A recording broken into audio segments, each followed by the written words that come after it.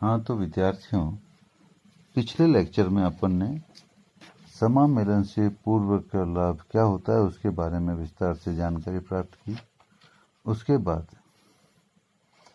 लाभ हानि खाते के विभिन्न मदों को समामेलन से पूर्व और पश्चात की अवधियों में विभाजित करने के नियमों के बारे में बातचीत की, जिसमें कौन कौन से अनुपात निकालते हैं, समय अनुपात, बिक्री अनुपात, उनको डिस्कस किया।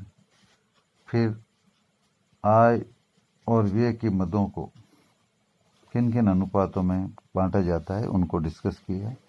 और लास्ट में अपन ने डिस्कस किया था कि विशिष्ट समय अनुपात कुछ परिस्थितियों में निकालना पड़ता है, जैसे कि व्यापार के विक्रेता को भुगतान देरी से करते हैं, उन्हें ब्याज का भुगतान करना पड़ता है। तो ऐसी दशा में उसे जितनी अवधि का ब्याज का भुगतान करते हैं उस अवधि में जितना प्री इनकॉर्पोरेशन का पीरियड होता है और जितना पोस्ट इनकॉर्पोरेशन का पीरियड होता है, उन दोनों का संशोधित टाइम रेशियो अपन को निकालना पड़ता है। उदाहरण से अपन ने समझा था।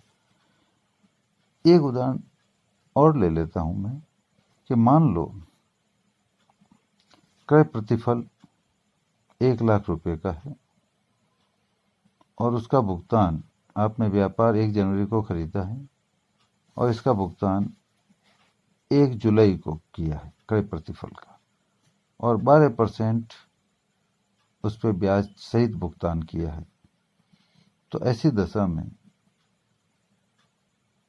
आपको ये जानकारी होनी चाहिए कि व्यापार का समामेलन कब हुआ है। माना कि व्यापार का समामेलन 1 अप्रैल को हुआ है, तो कुल ब्याज बनेगा आपका 6,000 रुपये।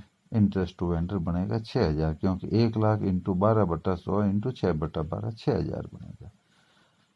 और इस 6,000 को प्री और पोस्ट इनकॉर्पोरेशन के लिए बांटना होगा, तो अपने को स्पेशल टाइम रेशियो निकालना पड़ेगा, क्योंकि नॉर्मल टाइम रेशियो तो 1 जनवरी को व्यापार खरीदा है, 31 दिसंबर को अकाउंटिंग ईयर क्लोज होता है और 1 अप्रैल को समामेलन हुआ है। तो सामान्यतः जो टाइम रेशियो है वो 1 जनवरी से 31 मार्च 3 महीने और 1 अप्रैल से 31 दिसंबर 9 महीने है। तो 3:9 अर्थात 1:3 होता है।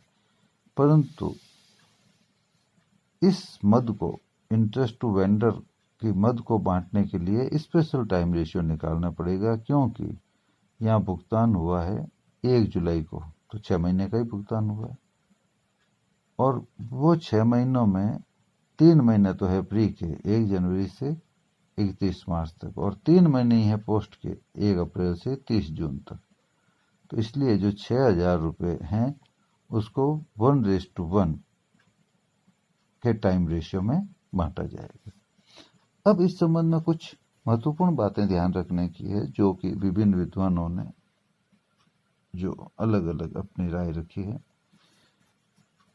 कि अंकेक्षण शुल्क के संबंध में कुछ विद्वानों का मत है कि इसे समामेलन के पश्चात की अवधि से संबंधित रखना चाहिए, क्योंकि कंपनी अधिनियम में अंकेक्षण कराना अनिवार्य है।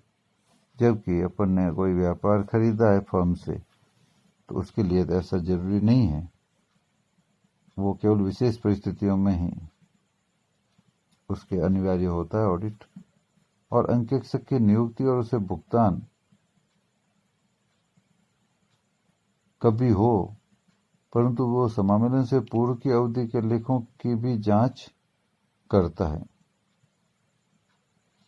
अंकेक्षक की नियुक्ति कभी हो, चाहे भुगतान कब हो रहा है, उससे कोई लेना देना नहीं, परंतु वो ऑडिटिंग तो सारे लेखों की करता है, तो उसे समय अनुपात में बांटना ही अधिक तर्क संगत है। इसी तरह एक है विज्ञापन व्यय। तो विज्ञापन व्यय का संबंध प्रायः विक्रय से जोड़ा जाता है, पर कभी कभी यह एक निश्चित अवधि के कार्यक्रम के अनुसार भी हो सकते हैं। तो इसलिए उन्हें उस अवधि की सूचना उपलब्ध होने पर इनका विभाजन समय अनुपात में किया जाएगा। और अवधि की सूचना नहीं है तो ऐसी दशा में उसे सेल्स रेशियो में बांट दिया जाएगा। इसी तरह से कुछ वे ऐसे भी हो सकते हैं जिनका विभाजन उपरोक्त किन्हीं आधारों पर तर्कसंगत रूप से नहीं किया जा सकता है, जैसे छपाई व्यय, स्टेशनरी, विशेष उत्सव के व्यय आदि। तो इनका विभाजन समय अनुपात या विक्रय अनुपात जैसी भी प्रश्न में भाषा हो उसके अनुसार कर देना चाहिए। और भाषा यदि स्पष्ट न हो तो प्रश्न हल करने से पूर्व उक्त आशय की एक टिप्पणी लिख देनी चाहिए। और अधिकांशतः ऐसे वे समय अनुपात में ही बांटे जाते हैं। अब अपन एक उदाहरण लेते हैं जिनमें कुछ रेशियोज निकालते हैं। उदाहरण में लिखा है, निम्नलिखित सूचनाओं से विक्रय अनुपात और मजदूरी अनुपात की गणना करो। बिल्कुल अलग है। इसमें लिखा है, व्यापार क्रय करने की तिथि है 1/1/2018, समामेलन की तिथि है 30/4/18, व्यापार प्रारंभ करने की तिथि है 1 जुलाई 18, और लेखा वर्ष नहीं लिखा है परंतु इसमें लिखा है वर्ष 18 की कुल बिक्री 18 लाख है। तो वर्ष 18 लिख दिया, मतलब लेखा वर्ष इसका जनवरी से दिसंबर है। हालांकि कंपनी अधिनियम 2013 के अनुसार कोई भी कंपनी अपना लेखा वर्ष 1 अप्रैल से 31 मार्च तक रखती है। 12 महीने का पहला लेखा वर्ष अलग हो सकता है, परंतु प्रश्नों को हल करने की सुविधा की दृष्टि से यह उदाहरण लिया गया है। अब लिखा है, पहले 6 माह की बिक्री, पहले 6 माह की मासिक औसत बिक्री शेष अवधि से संबंधित आंकड़ों से दुगनी थी। The monthly average of turnover during the first 6 months was twice the corresponding figure of remaining period। तो अब देखिए कि अपन इसका सेल्स रेशियो कैसे निकालेंगे। तो इसके लिए सबसे पहले महीनों के नाम लिख दीजिए, ऊपर लिख दीजिए कैलकुलेशन ऑफ सेल्स रेशियो। जनवरी, फरवरी, मार्च, अप्रैल, मई, जून, जुलाई, अगस्त, सितंबर, अक्टूबर, नवंबर और दिसंबर। स्पष्ट लिखा है देखो कि पहले 6 माह की मासिक औसत बिक्री, मंथली एवरेज सेल, शेष अवधि से संबंधित आंकड़ों से दुगनी थी, तो रिमेनिंग से डबल। तो अब मान लो कि अपन औसत बिक्री 1 माने, तो पहले 6 महीनों की डबल थी, तो जनवरी, फरवरी, मार्च, अप्रैल, मई और जून को डबल कर दीजिए, 2 और बाकी महीनों की 1 कर दीजिए। तो प्री इनकॉर्पोरेशन की जोड़ आ गई जनवरी से अप्रैल तक 8, और पोस्ट इनकॉर्पोरेशन की जोड़ आ गई मई से दिसंबर तक 10। तो रेशियो आ गया 8:10 या 4:5। इसी तरह से यदि इस अवधि की अलग अलग सेल निकालनी हो तो रेशियो के आधार पर निकाल सकते हैं। प्री इनकॉर्पोरेशन सेल्स बराबर प्री इनकॉर्पोरेशन का ratio upon total of ratio into total sales. तो 4/4:5 है, तो 4/9 इंटू 18 लाख। और यदि शॉर्ट में नहीं करना है रेशियो को तो 8:10 रखना है, तो 8/18 इंटू 18 लाख, चीज वही आएगी। और पोस्ट इनकॉर्पोरेशन में भी 5/9 इंटू 18 या 10/18 × 18 कर दो तो 10 लाख आ जाएगी। तो इस तरह से ये सेल्स रेशियो निकल गया। इसी तरह से दूसरा उदाहरण लेते हैं। इसी उदाहरण में ये दिया हुआ हो, फरवरी, मई और दिसंबर माह की मासिक बिक्री शेष अवधि की मासिक बिक्री की दुगनी थी। The monthly sale in February, May and December are double in the monthly sale for the remaining month of the year. तो फरवरी, मई और दिसंबर की बात हो रही है। फरवरी, मई और दिसंबर, तो यही 12 महीने लिख लीजिए। और उसके बाद फरवरी में 2 लिख दीजिए, मई में 2 लिख दीजिए और दिसंबर में 2 लिख दीजिए। बाकी सब में 1-1, क्योंकि यहाँ औसत मासिक बिक्री शब्द यूज नहीं किया है, सिंपल वर्ड यूज किया है पहले भी और अभी भी। फरवरी, मई माह की मासिक बिक्री, शेष अवधि की मासिक बिक्री अपन एवरेज मान के चलते हैं 1।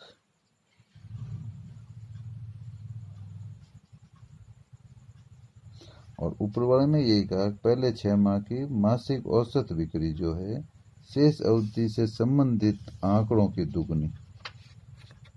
औसत मासिक की दुगनी कहता तो कम कर देते, टोटल अपन 12 ही मानते, संबंधित आंकड़ों की कहानी। तो यहाँ भी जनवरी, फरवरी, मार्च, अप्रैल इन 4 महीनों की अलग और मई से दिसंबर तक की अलग। तो फरवरी, मई और दिसंबर की 2-2 दी हुई है, बाकी सब की 1-1 है। तो पहले 4 महीनों की 5 हो गई, आगे के 8 महीनों की 10 हो गई। तो सेल्स रेशियो हो गया 5:10 या 1:2। तो यदि सेल्स भी निकालनी हो तो 18 लाख को 1:2 में बांट लीजिए, 6 लाख और 12 लाख की आ जाएगी। इसके बाद अपन अगला उदाहरण लेते हैं, जिसमें क्वेश्चन में कहा गया है कि वेजेज रेशियो ज्ञात कीजिए। तो क्वेश्चन में लिखा है प्रथम 6 माह में मजदूरी की दर शेष अवधि से संबंधित आंकड़ों की आधी थी। क्या लिखा है? प्रथम 6 माह में मजदूरी की दर शेष अवधि की आधी थी। तो जैसे सेल्स का कैलकुलेशन किया वैसे ही इसका होगा। तो पहले 6 महीने जनवरी से लगाकर दिसंबर तक महीने लिख लो। पहले 6 महीनों में शेष की आधी थी, तो पहले 6 महीने में 1 लिख दो जनवरी से जून तक। तो बाकी वालों में 2-2 लिख दो। पहले में आधा लिख दो 6 महीने में, तो बाकी वालों में 1-1 लिख दो। कुछ भी लिख सकते हैं। रेशियो आपका इसका आ जाएगा, पहले 4 महीनों का यदि 1-1 लिखते हैं तो पहले 4 महीने की 4 और बाद के 8 महीने की, पहले 2 महीनों में 2 और बाकी के 6 महीनों में 2-2 होते हुए पहले 2 महीनों में 1-1 है, टोटल 2 होगी। और बाकी के 6 महीने में 2-2 होने से वो 12 हो जाएगी, टोटल होगी 14।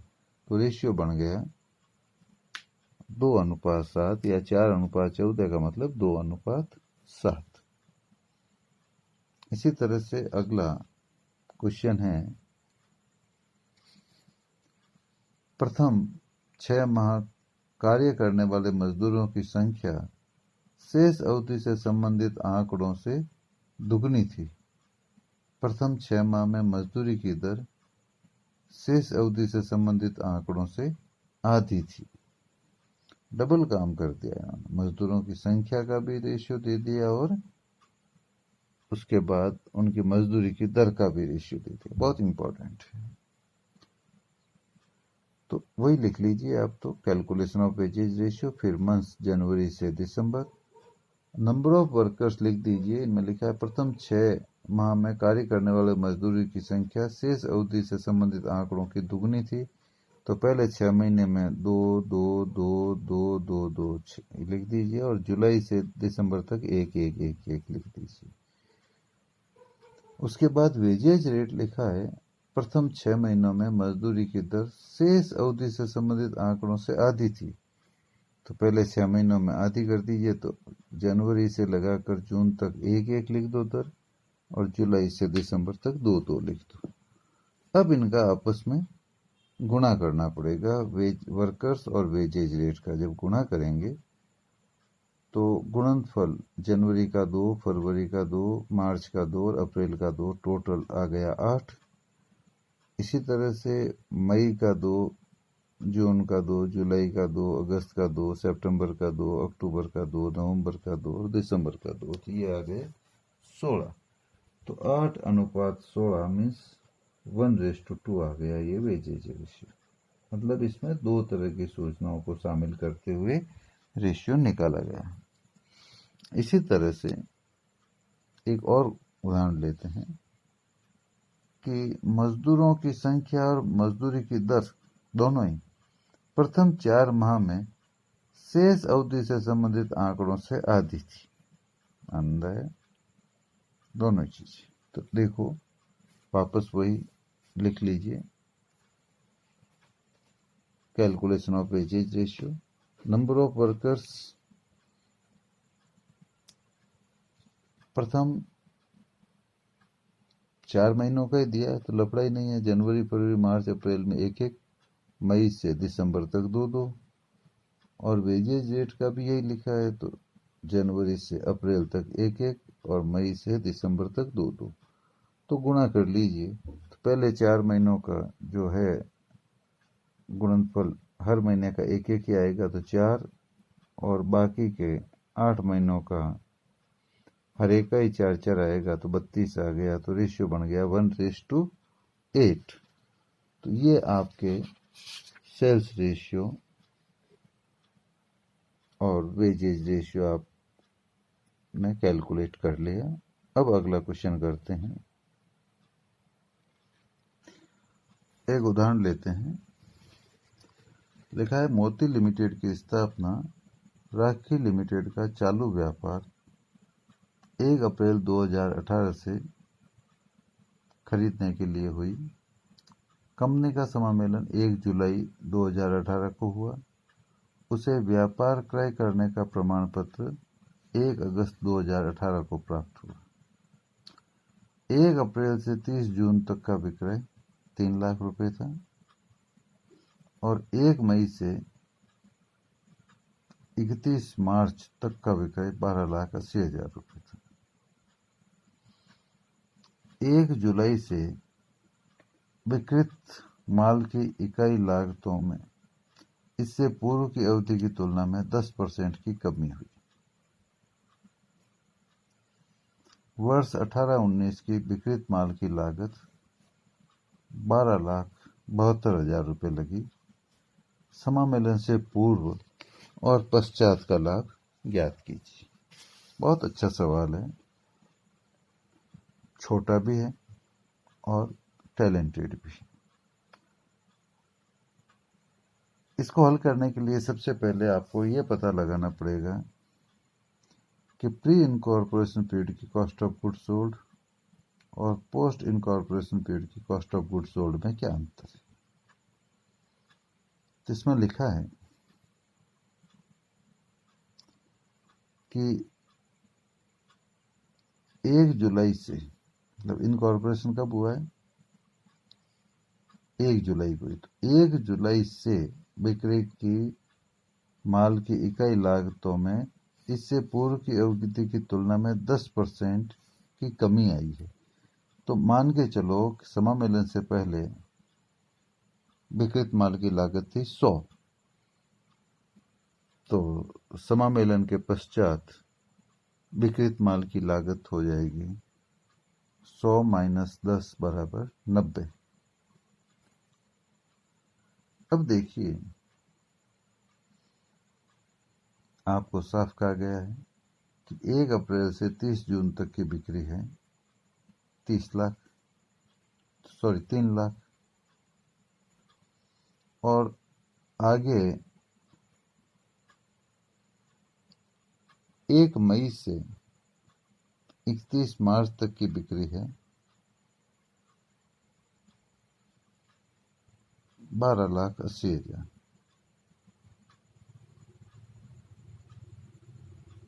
तो ऐसी दशा में जो cost of goods sold ratio है वो आपको निकालना पड़ेगा।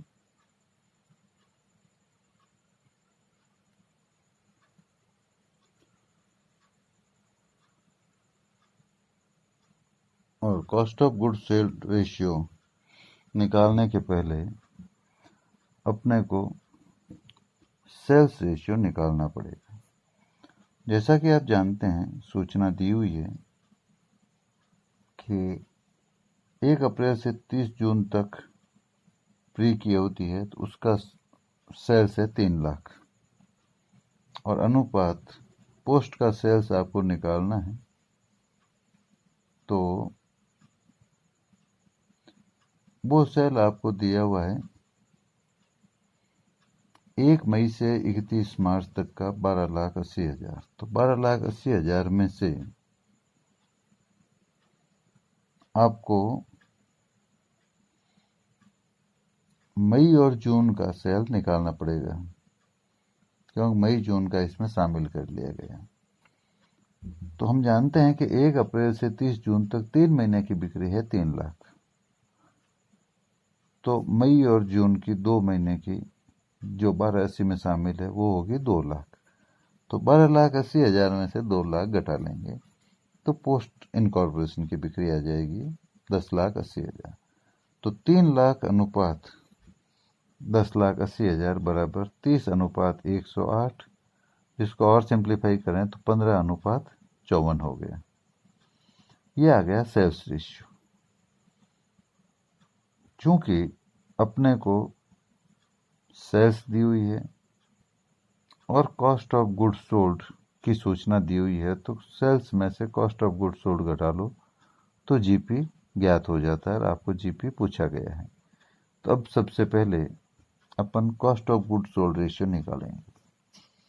कॉस्ट ऑफ गुड्स सोल्ड मैंने सबसे पहले आपको बताया कि हम मान के चलते हैं कि प्री इनकॉर्पोरेशन में रेट्स कितनी थी 100 और पोस्ट में कितनी हो गई 100 - 10 90। तो प्री इनकॉर्पोरेशन का जो सेल्स है उसको रेशियो से, सेल्स के रेशियो जो प्री इनकॉर्पोरेशन का है उससे गुणा कर देंगे।